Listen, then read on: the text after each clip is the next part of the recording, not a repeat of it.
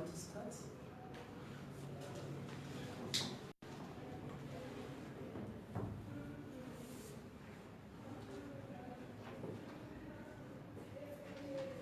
Thank you all for being here. And I would like to thank all lead members who are here. And thank you, Madam President, for inviting us here. We apologize for the delays. It was due to some technical error that if I try to explain, I would end up lying. But we apologize. Today, as lead, led by economists and African Democrats, a party that is a collective, as you can see, of mindsets that are coming from different backgrounds, mindsets that are concerned about the welfare of our nation, socially, economically, and politically. As lead, we represent the welfare of the workers. Why? Because these workers are responsible for our social environment, for our economic environment, development. These workers also are members of that society that contributes to the political realm. How? They are part of the numbers that we say employed voters. Therefore, they are important to us as leaders. So in redirecting our efforts as a political party to achieve economic potential and social democracy within the generational mandate in Zimbabwe, we as lead are here with our President, Madam President Linda Masarira, Her Excellency, to communicate with the world our standing regarding the Zimbabwe sanctions and violations of human rights by the current government of Zimbabwe and political parties. So here with me, I will begin introducing the members who are sitting here. I'll start with my Lady President here. Lady President, Her Excellency Masarira-Kaingidza Masarira. And with me on my right side is the National Treasurer General, Mr. Adamson Banda. Thank you for coming and being here with us. And also the national organizer, our national organizer, Mr. Maambile. Thank you for coming. And also our national spokesperson, Mr. Matutu, Godsend. Thank you again. We also have our women's chairperson, chairlady, Miss Mercy Sigreta. Thank you, madam. And last but not least, our provincial chairperson, Mr. Patson Minzi. These are the members that have come together to represent, lead the party. And we have our lady president here to communicate the rest of what we have come here for. Thank you. My name is Precious Masarira. I'm the presidential spokesperson. Thank you very much. Good afternoon for this date. My apologies for the delay. It was due to a technical error that happened. We failed to print our statement. But regardless of the same, I'll read it from myself. In 2001, the United States adopted the Zimbabwe Democracy and Economic Recovery Act, ZIDERA, and imposed targeted sanctions against selected Zimbabwean officials and institutions it viewed as established and serving to buttress the preferred position of the targeted individuals.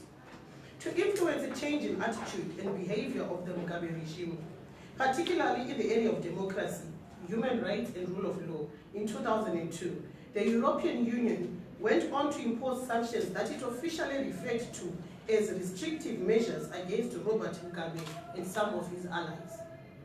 It's almost 2 decades. Our honest and clear evaluation as the Labour Economists and African Democrats is that these sanctions are yet to achieve their set goals. Instead, they are daunting records of their miserable impact on the rights and well-being of ordinary and otherwise innocent civilians.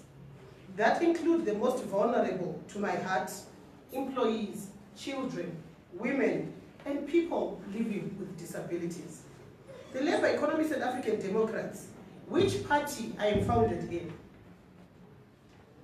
is a collective of different mindsets, which aims to attract organic intellectuals and to solve the crisis that we have in Zimbabwe. LEAD is a Labour Party formed as a result of mounting problems facing the workers and their beneficiaries, whether in the formal sector or informal sector. Over the past years, we have seen a systematic disenfranchisement of these workers in Zimbabwe by agents of capital and neo-colonialism. As LEAD, we see the imposition of sanctions by the West of Zimbabwe as a direct attack on the very worker they are purported to have been instituted to benefit. I'm not going to waste time discussing the merits or demerits of the said sanctions. My message and that of my party, and many Zimbabweans in particular, is clear. We as the people of Zimbabwe are grateful to the Western powers for trying to help us, but it's time we ask them to give us a chance to find our own way forward as a people. Since the imposition of sanctions in 2001, and due to poor governance, the condition of workers in Zimbabwe have continued to deteriorate. The questions we have is, who called for the sanctions? Who has been much affected by these so-called sanctions? Because those who they purport to have targeted seemed to have missed the target, as they are still there living their flamboyant lifestyles. Why are we individuals failing to trade at certain international scales? Why do we have a dead private and public sector? Why has the government failed to counter sanctions? And what is the buttress mechanism of our government to bust sanctions in Zimbabwe? Are we not in a situation because of a country's political standing and these sanctions? Who exactly is responsible? Anyone living in Zimbabwe right now will agree with me that unemployment in the country has risen to unprecedented levels. Prices of basic commodities are soaring beyond the reach of even the best paid of our people. The only form of employment left is that of civil service and commercial work. Most of our industrial areas have turned into ghost towns, or they are now homes for churches. The whole country has been turned into a flea market and a tuck shop for China, South Africa, and Botswana. Even the heavens seem to have sanctioned us. As for the past decade, we have barely managed a decent harvest. The dignity of work is fast deteriorating, and with it is also going the dignity of the respect of human rights that include education, health, infrastructure development, the right to water, and many more. Every year, our various education institutions are releasing thousands of graduates into a jobless market. When one goes around the streets of any city in Zimbabwe, the first fellow they meet selling tomatoes at a street corner is degreed or a certificate holder or a doctor, am I? Now, if these portrayed to be saviors, sanctions worked, they surely should have helped our case by now. No wonder why the people had decided to go to the streets to show the outside world that they are no longer amused by the persistence of these abortive sanctions. I say the people had because I no longer feel it is still a people's demonstration, but a contestation of power of political parties. We have the big man syndrome in Zimbabwe. As a party, we're encouraging our members and the general public to join the march, but we are now feet heavy. The Zimbabwe government machinery seems to have hijacked the people's cause. We now hear of people being buzzed from his fires in Sarabani to come and take part in this march. We hear of school children and the civil servants being forced marched by state agents to come and take part in this march against sanctions by this purported to be new government of ZANU-PF. In an African democratic society and as LEAD, we do not condone this political stance. As Labour economists and African Democrats, our trajectory is clear. We are here to rebuild the nation, to depolarize Zimbabwe, and to ensure that every Zimbabwean has got the right to freedom of conscience. Government, in hijacking, has even gone a step further to declare the 25th of October as a public holiday. What a betrayal of the People's Revolution. This is exactly what happened in November 27. We as the people and workers are tired of being used for political gains. The whole essence and purpose of the march by the people for themselves is lost. We are disheartened. This is now a ZANU-PF campaign rhetoric. It is no longer of the people. We hoped the West and the outside world were going to hear us. Now our noble cause as workers is going to be perceived as a ZANU-PF cause. I am tempted to ask the workers not to join the march and let the politicians do the marching. As the workers and the affected citizens of Zimbabwe, we shall have our own march calling against these sanctions. Why are Zimbabwean workers continually used for political expediency? Why are Zimbabwean workers continually being used as pawns in the battle of the rich? If you ask me, this is now a public show between ZANU-PF and the MDC. While ZANU-PF is busy busing innocent and vulnerable workers to take part in a march that was supposed to be fruitful in order to set a political narrative, the march is now fruitless as it is now setting a political narrative. The MDC, on the other hand, is busy sending its scouts throughout the country to take photos of the said buses, sending them to the West also to portray their own political narrative and creating unnecessary propaganda to cause agitation and tension in already suffering Zimbabweans.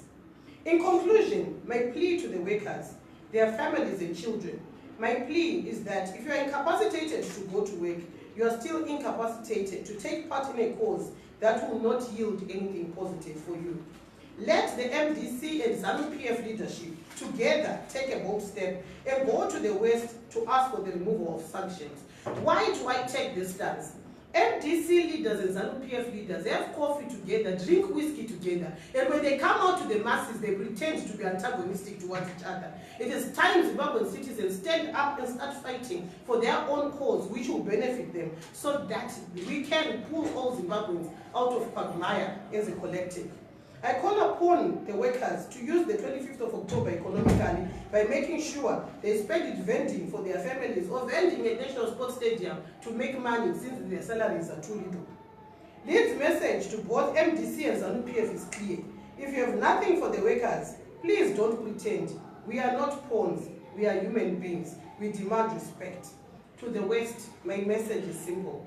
Thank you very much for trying to destroy our economy. Please leave us alone.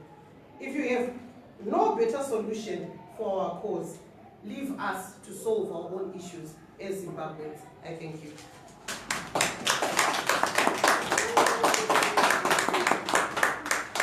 Thank you very much. That was our President, Your Excellency, Linda Masarira-Kaingidza. Thank you again, Madam President. Are there any questions from the audience? Sorry, is my name. I'm a freelance journalist. If Lead is to be elected into government, how will the party engage the West to lift these sanctions against Zimbabwe? Can you come again? I'm saying, if Lead is to be elected into government, to be a government in Zimbabwe, how will the party engage the West to lift these sanctions against Zimbabwe? Lead is not even waiting to go into government to ensure that sanctions are lifted on Zimbabwe. At the moment, we are currently reaching out to other political parties in other African countries that are affected by sanctions so that we can speak with one voice. There is no country under the sun that has got a right to bully other nations and to cause economic hemorrhage, economic terrorism in other nation states for their own selfish interests. As I speak right now, we are in touch with other nations that are also affected by sanctions so that we speak with one voice to ensure that we deal with America once and for all.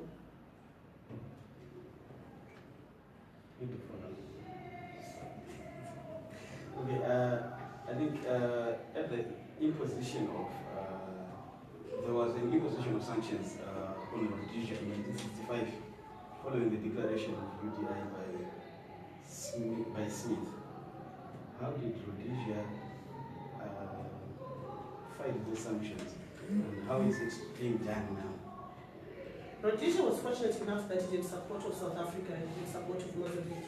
Even though they had some trade lines that had been closed, they still managed to trade with countries like South Africa and Mozambique, which is what is not happening right now. We find that we've got our own diamonds confiscated. We've got a lot of our minerals that cannot even trade internationally.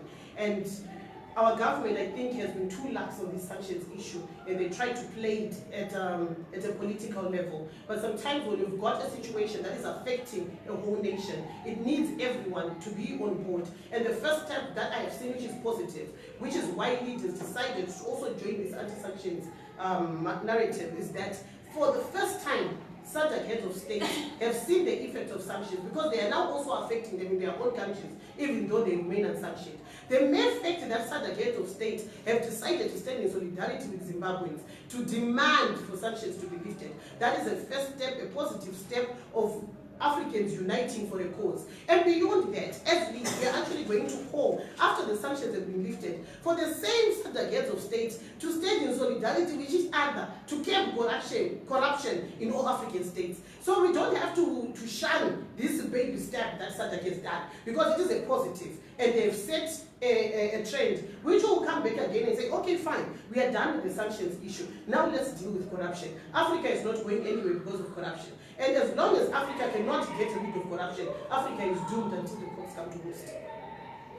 And America's involvement is not the solution to our problems.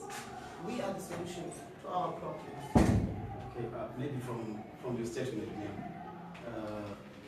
are you in for tomorrow's anti-sanctions march, or are you out? We are not going to march because we were not invited. From the very same way I have spoken about the politicization of the anti-sanctions march. The anti-sanctions march was supposed to involve all stakeholders, from the civil society, all opposition political parties, and have a national face. The moment everything is being organized by we don't know who, it ceases to become a national function. But we stand for the cause. We want sanctions to be lifted on Zimbabwe because they've caused immense suffering to the people. I think I wanted to add one thing.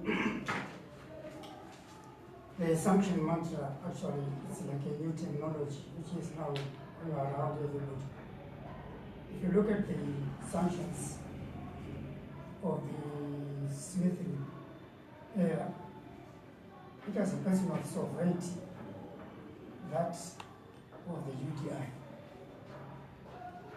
The Western countries were saying Smith declared unilaterally the independence of Rhodesia. So they imposed those sanctions to the Smith regime.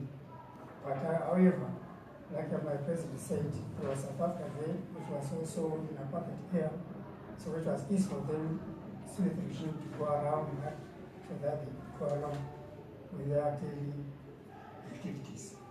But now, this sanctions we have now is called the SADC. I think everybody must understand that. The question of sovereignty is there in Zimbabwe. There's no question mark about that. And in 1980, there was no sanctions said about it for Zimbabwe. We have got sovereignty. This is why we fought the liberation movement. But if we look at how did the sanctions come about, and who called for those sanctions, we find that around 2000, thereabout, this is when we started to see these sanctions being imposed because of the third Chimurenga.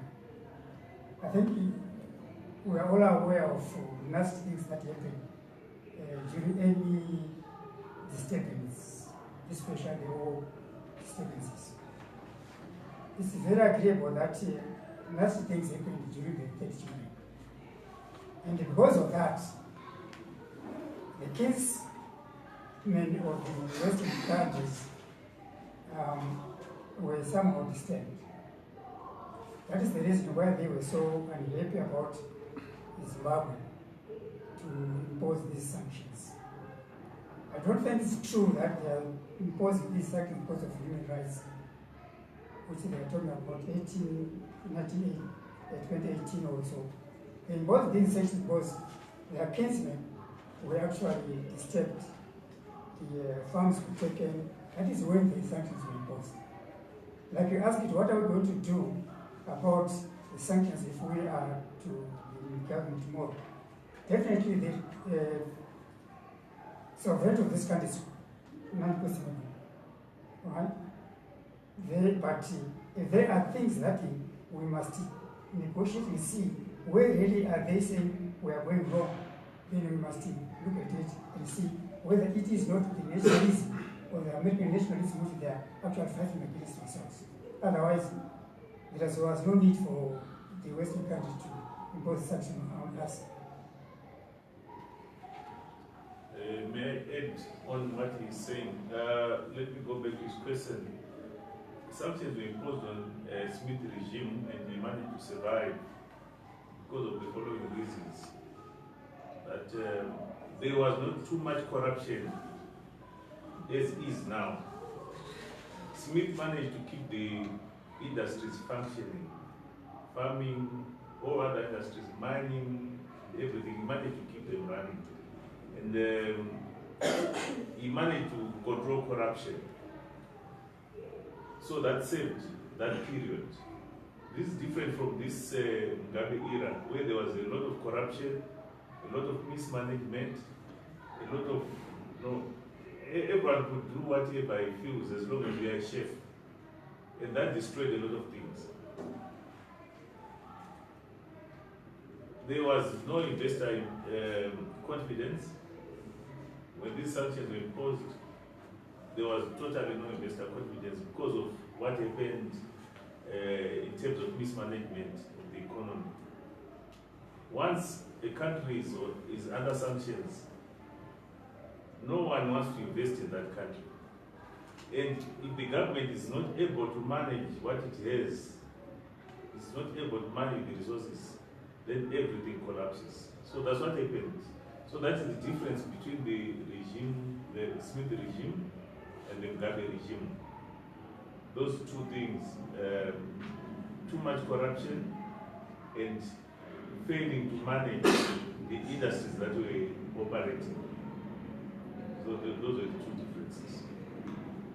And just to add to that, we all appreciate and acknowledge that ZANU-PF has always hidden behind these so-called sanctions.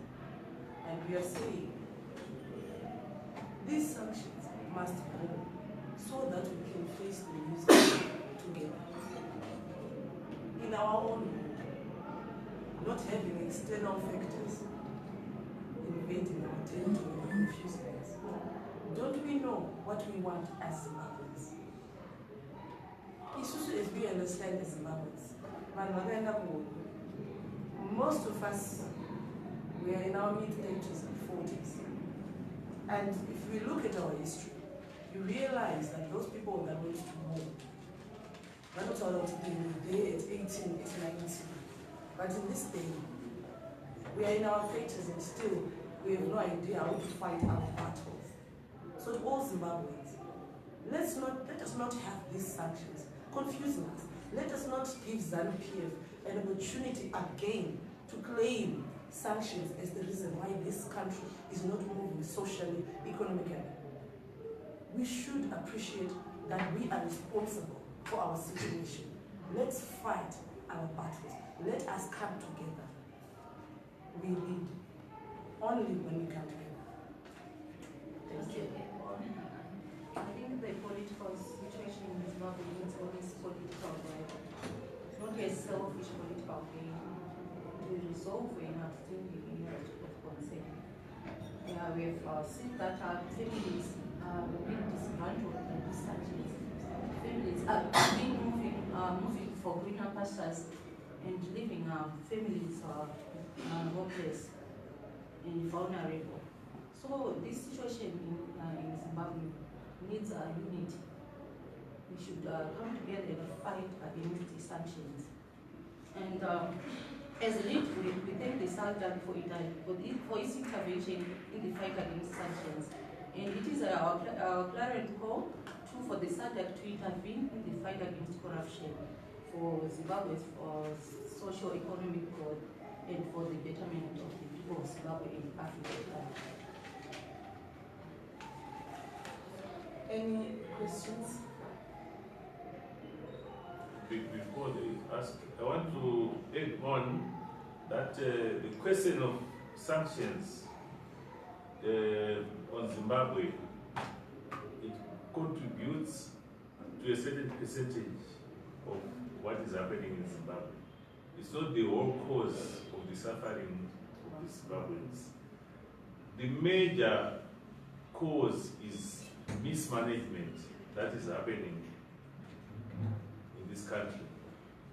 You can have sanctions, and these sanctions, they are targeted sanctions. They are targeted sanctions, so they contribute, of course, to some extent. But still, we need to eradicate corruption, we need to eradicate mismanagement. We need to make sure that all the organs are running professionally and managing this country.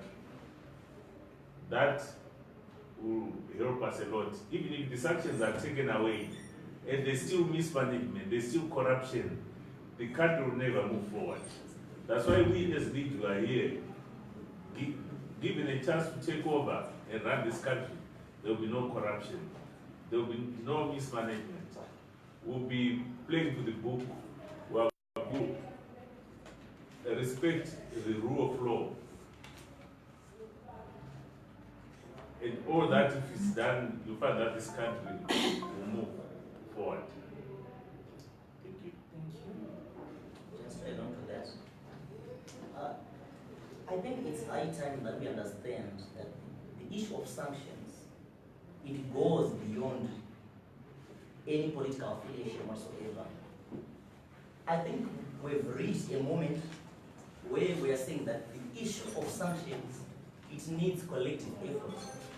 The stance which has been taken by the SADC, it is very appreciative. We think that because we are trying to send a signal to America and all other allies who participated in these so-called sanctions. So I think what we need now is Zimbabwe. It is now to shift away from this extremely polarized political discourse, where we see that there is a mere contestation for power. So what we need now is constructive engagement, where we are saying that word targeted on sanctions, it becomes very misplaced. Because the people who are targeted, they seem to be missed. So we are saying who is suffering? It is the common man in the street. It is the million of Zimbabweans. So now, it is time where we stop using the word sanctions as a political game. We need to face the roots of the issues and say Zimbabweans are suffering. And yet politicians, some of them are using sanctions for mileage. Some of them are hiding behind the finger of sanctions. And what is the issue now?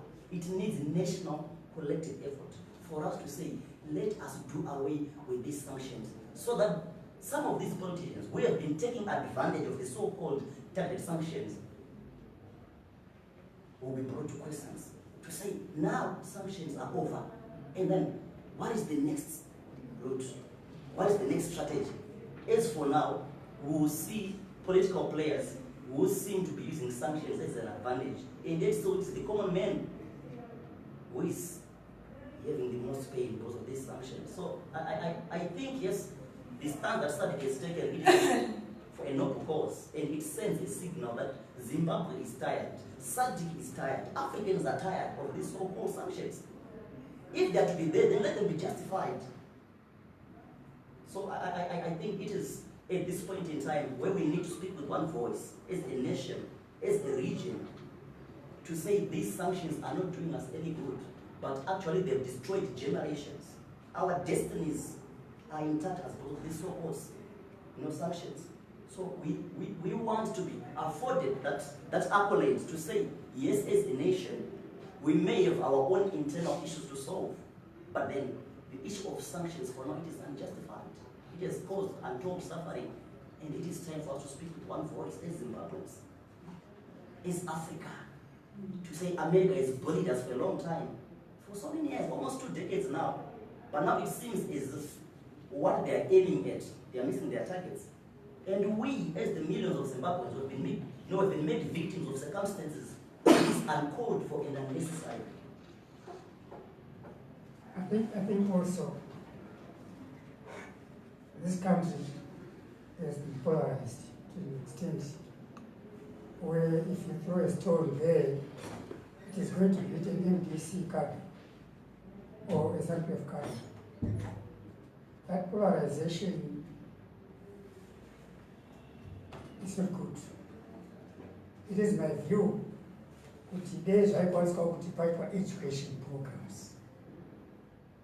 In our vernacular language, to advance him, someone thinks that it's she. Second boy as I say, now, and I looked down, I was really. I was rapport, I was running. Now, what did you got out of no to sanctions is either I was ZANU-PF. If I said yes, sanctions is either MDC, but why? I can't explain further. I can't explain further than that. Or I ask you, don't you know that there are sanctions? Why do you ask me? You must know there are sanctions. Or there are no sanctions. No one can actually explain further than that. So as long as we don't understand what the change in politics is this from the grassroots. Well, these are the very same people who are suffering, not the politicians. They know. If I better program, I got one also said, I got to all my sanctions, no daughter, who not want I. Which based on only nature, you really yes. Come on, are closing down. Why? Is it because of somebody who was not dead?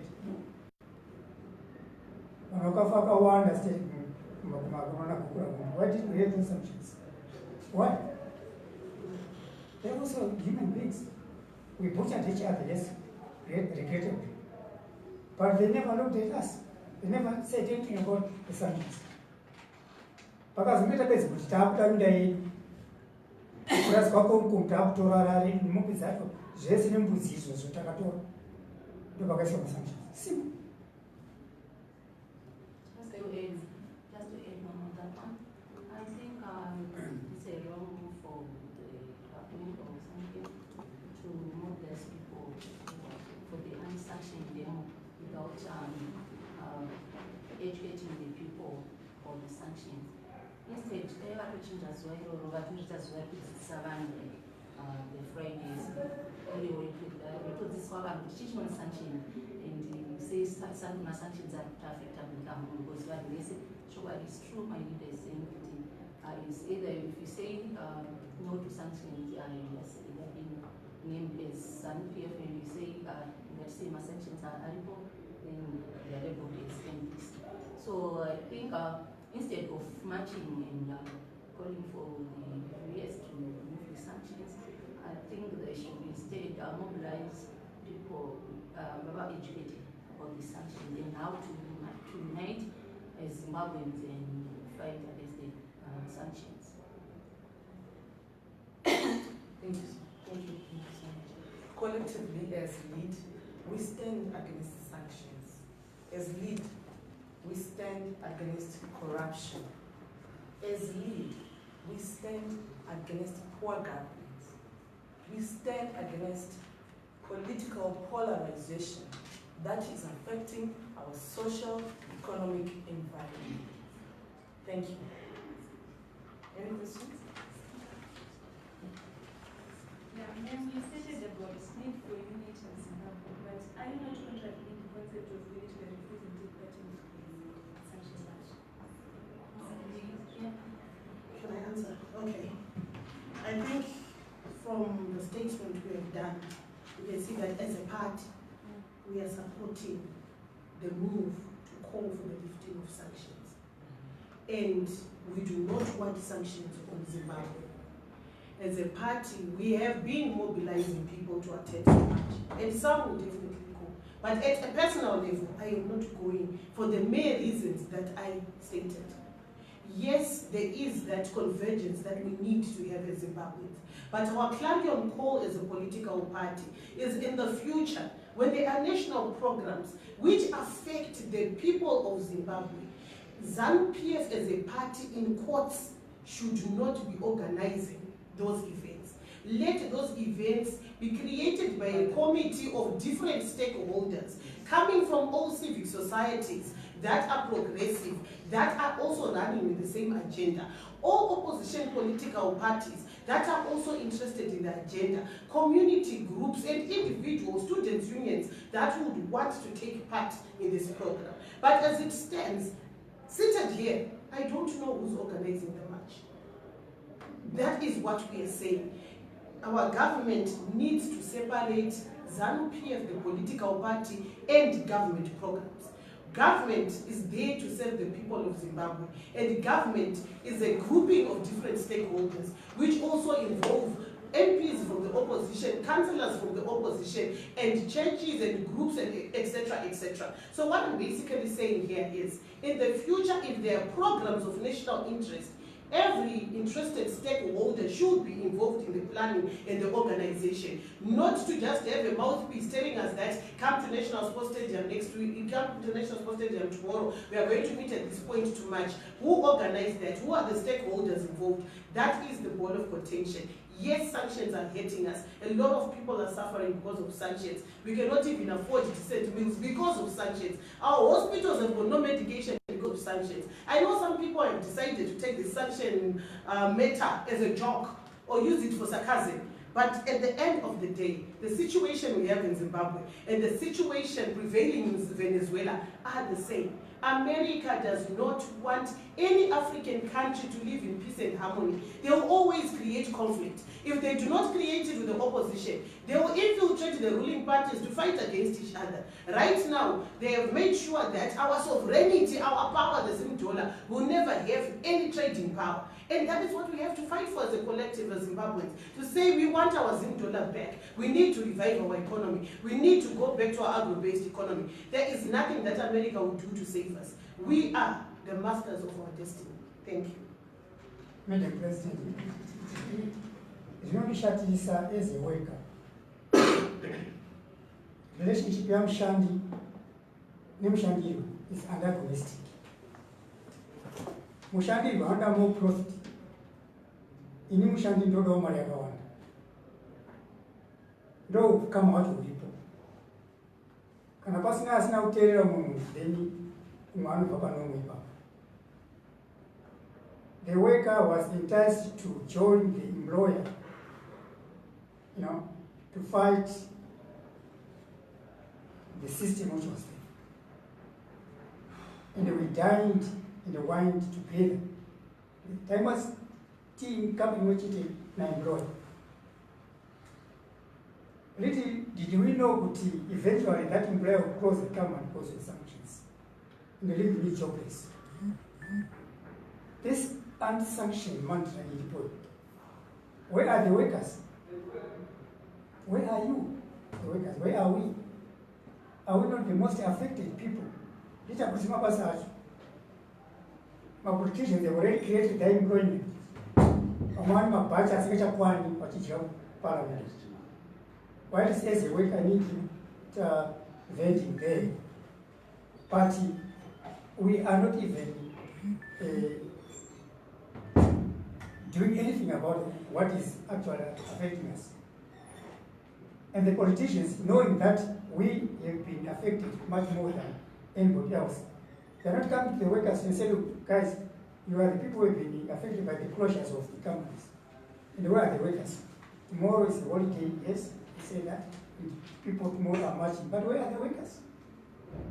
The workers are there. There are organizations that represent the workers. What are they doing? Or they are running to take positions of politics, leaving the workers outside. Hence, coming up with this debate, we need the workers to come and fill the gap. We know what happened when we formed MPC. It was a worker big part. But today, where are the workers? Where are they? Are they not the same people who actually voted for referendum and voted for MPC to change the ZANU-PF party? But where are they now? They are vendors. We want the workers to see that the party that is coming up there, they really come in the middle of the road. A homegrown party, not supported by anything or anybody from outside, Western, Eastern, whatever. It should be supported by we, the servant people, so that we change, like the president said, that we change and then it becomes a party that is ruled by the owners of the organization, the party, the workers themselves. They should not leave us being labeled as ZANU-PF or MDC. No, we are a political party that is going to have its own culture. Come when we go to power to government. Thank you. We have our provincial chairperson to give another question. Maybe that's right. Yeah, it seems like you understand all the impacts of sanctions of Zimbabweans, but you can't join due to the way it was organized. And you are aware that something must be done. What exactly are you going to do as a party to stop the sanctions? I think we have explained that in the statement that we are still lobbying for the lifting of sanctions. We are still standing in solidarity with the President of Zimbabwe, Emerson Mnangagwa, and all SADC heads of state to ensure that sanctions are removed. And I also highlighted that we are busy reaching out to other nations that are being affected by sanctions so that we can form a collective voice, speaking with one voice against the effects of sanctions on African states. It is time that Africans unite for us and to make sure that we as Africans own our own means of production. If push comes to shove, I am telling you that if we succeed in the plan that we have, all affected African nations will actually put America on sanctions, and that we are able to do. They've taken advantage of us for a very long time because they always plant seeds of division. They always divide us because they come with their US dollars. We don't need US dollars to survive. The moment Zimbabwe will stop running with their $10 notes to the black market is the time when Zimbabwe will prosper. But as long as you are thinking that you can make an extra $80 out of $10 by burning that $10, we are going to keep on swimming in the same dark murky waters. The choice lies with the Zimbabwean. Do you still want to live under sanctions? Do you still want America to determine the quality of your lifestyle? Because that is exactly what is happening. Those are the brutal truths that people don't want to speak about. Who is running the black market? Who is changing the rates on an hourly rate? Who is bringing immense suffering within us? Who is dividing our political parties? Who is dividing us as a people? It's America. The moment there is peace, they will come in with another tactic to ensure that they divide us. I'll give you a simple example. Who is funding most of the civil society organizations in Zimbabwe? Isn't it the West? They use their own intelligence to gather information through concept notes and proposals that CEOs puts to them. We are busy demonizing our own country so that we get money to buy big cars, nice houses, and to take our girlfriends out. We need a change of mindset. We need Zimbabweans to reform their mindset and start working. If our forefathers made money by tilling the land, why can't we till the land, reopen our industries, process our own goods, and ensure that we export? We've got other international countries that are in support of Zimbabwe, but what we need is a change of mindset. There is nothing special about America. There's nothing special about the US dollar. What I would be expecting to hear Zimbabwe speaking with one voice, that we no longer want to use the US dollar in Zimbabwe. Thank you. Just to add on that, what we don't want to hear, we do not want to hear, is that ZANU-PF is leading for a solution to what it is already started, or that into which it is a culprit or the perpetrator. This is a people's cause. It is not a ZANU-PF cause. Let us make that clear. It is our cause. The people, the workers, the people that are affected. It has never been about ZANU-PF. So this event is not supposed to have an event at ZANU-PF headquarters, so that everyone comes and supports ZANU-PF to remove the sanctions so that they know. We are saying when sanctions are removed, what is the next step? It's progression. It's work in progress. It's not a one-day solution. And we are saying by kupuruna kwatikuita mashizha akashata muti wedu unofanira kusara wanaka. Pane zvinhu zvakawanda zvinofanirwa kudzurwa. You might want it to start with dealing with ZANU-PF corruption, but we know how ZANU-PF is behaved. It has used sanctions as an excuse. And we are saying we don't need the sanctions, because since we had the sanctions, that's at the point when we started to fully appreciate the depreciation of our economy. We can lie to ourselves. When the Changirai came into power, I will say this today, that is when we became conscious that things were being stolen from us by ZANU-PF. I am not justifying ZANU-PF, but I am saying we became conscious. But in our responses, our strategic responses, We have further destroyed our people. We have further destroyed our economy. When other people, key players wanted to come in over the years, MDC came up with the Big Brother tent because they came competition. And now we have the alliance. After the alliance, you have other people who are in the alliance still living. What does that mean? Ideologies are different. After entering and you walk out, I go to South Africa and then I come back immediately. Something is wrong in line with the meaning ideology. Let us appreciate that these political parties that have led Zimbabwe for the past 39 years, before I was born, are not our saviors. We need another opportunity to appreciate who we are in our generation. We would want to remove the sanctions so that ZANU-PF does not have an excuse. We do not appreciate ZANU-PF going forward to lead us to remove the sanctions that they have caused. We do not want MDC to take advantage of this and use it politically to gain mileage and funds from their donors and sponsors. We want these people to speak without wearing an MDC t-shirt, without wearing a ZANU-PF t-shirt. The same way they force marched us or takakatufurira kupinda muroad tikapusa takabvisa ma-t-shirts tichiti pasina Mugabe ngaende tichivabatsira kuti vatibhute futi out. That form of confusion is what we no longer want. We don't want scenarios where we do not send my observers to some polling stations and then just before announcements we begin to claim that a Biro election, we go to court, we are lawyers, a bunch of lawyers, and we cannot put forward a V11 to an extent that we push people very frustrated to thinking that these people are Birwa. Zimbabwe, wake up. This is our clarion call to Zimbabwe. Thank you very much. Conference meeting, President Mchandi Zimbabwe. That demonstration tomorrow is going to be there. Faro, also Makitai, whatever. You know, that will not make a man listen to you. It's a waste of time. But what should we do? Like we are saying, this is not a ZANU-PF thing. It's a national thing. Everybody is involved. Who is the President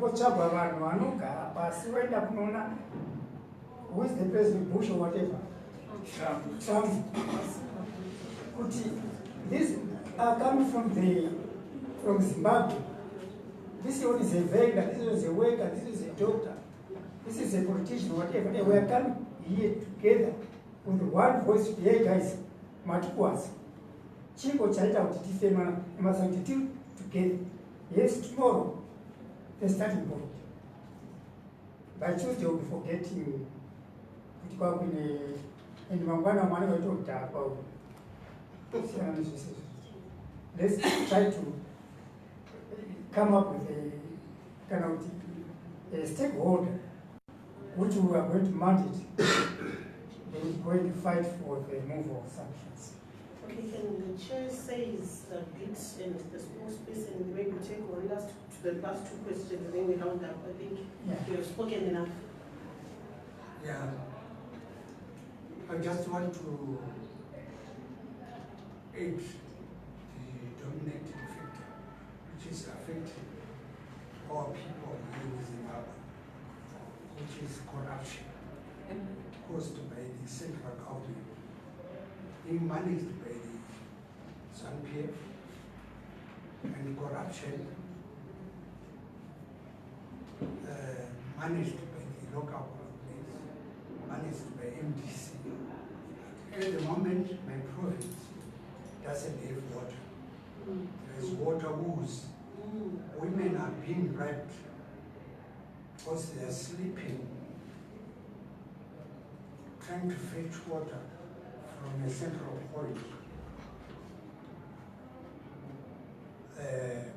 from boreholes sunk by the United Nations. I'm not pleased with that scenario. Corruption. ZANU-PF and MDC, they are bedfellows. They know each other. They are orchestrators of Zimbabwe's suffering. Harare is the capital city. accommodates 3/4 of the population of Zimbabwe. People are suffering. People are sleeping with empty stomachs. No jobs, no water, no cash. And these club, I call it clubs in courts, MDC and SADC, gentlemen clubs group, they are pocketing their pockets. We have got Wange, which produces electricity, and that electricity is being exported to Botswana.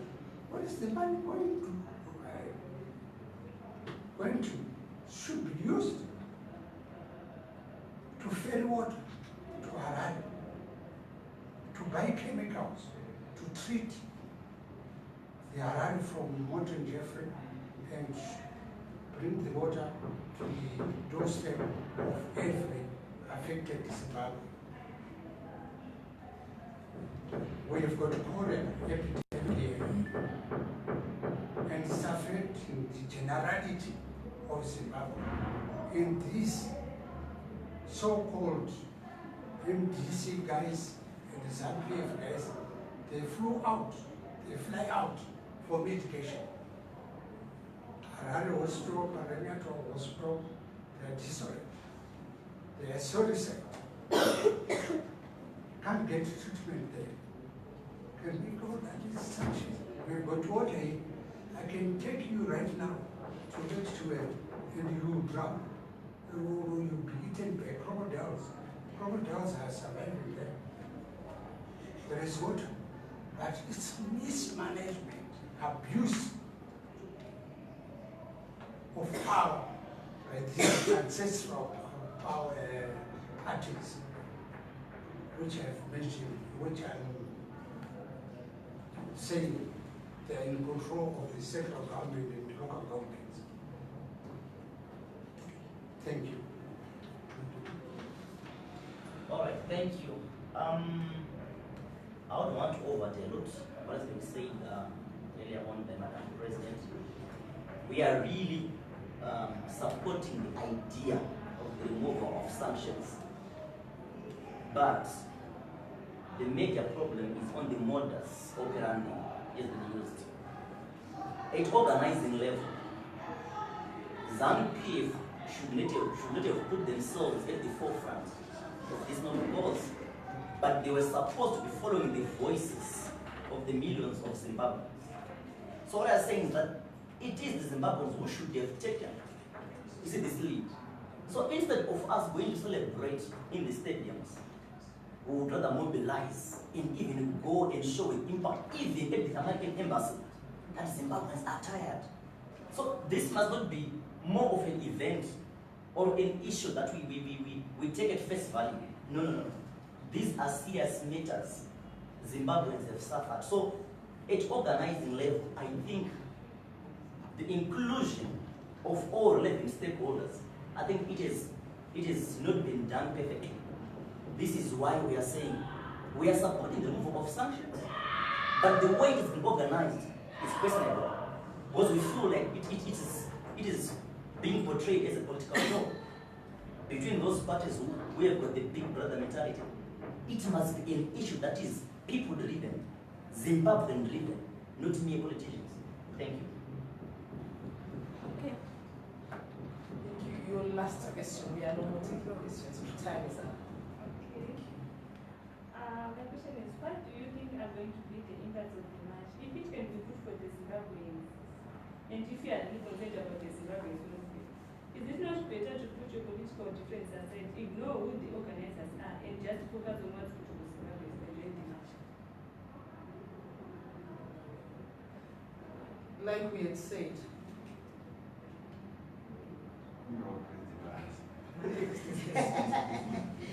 I feel like I'm repeating myself. I clearly stated that we mobilized for the march. Maybe to. And people are attending the march. But you, Madam President, are you attending? I am not attending the march. If you promote attend, your followers may not attend. That is a contentious issue that you want to raise. I have been clear about my position on sanctions. And I'm also clear in my depolarization agenda that we need to depolarize Zimbabwe. We need a collective voice coming from all political actors, coming from all stakeholders. That is my goal of contention. I will not stop asking for sanctions to be removed just because they've been organized by ZANU-PF. But I am putting in course a point of order to ZANU-PF that in the future, these marches should involve all stakeholders. And neither am I going to tell my followers not to join in. They will join in the march. But I am calling a point of order to future national events. This sanction issue is a national issue which has affected investment, trade, workers' livelihoods, and everything else that makes you and me able to live a comfortable life. And as such, people should attend in solidarity with the SADC heads of state. But in the future, from the statement that I made, we need to be able to depoliticize events, national events in Zimbabwe. No one should fail to go to a Heroes Day celebration because they are only ZANU-PF speakers. When we speak of heroes, we also have our own heroes in our own generation. And they are also supposed to be commemorated even if they are still living. Morgan Changere is a hero. But if you politicize the Heroes Day event and say there will only be ZANU-PF speakers, yet Morgan Changere is a hero who was announced a national hero in Zimbabwe. If there are no MDC speakers, does it continue to be a national event? That is our clarion call as Labour Economists and African Democrats. That we have to depoliticize national events. I have to be able to walk in to a Unity Day celebration and celebrate with ZANU-PF, with MDC, with ZAPU, and every other political party. We need to stop the depolarization, and it starts with the leadership. The moment all leaders join hands together, talk together, plan together, and build the nation together, it will be easier for the followers and all the citizens and Zimbabweans at the grassroots. They will be able to converge and say, we are doing this for Zimbabwe, not to have a feeling that we are doing this for a political party. That is what has to stop. Thank you.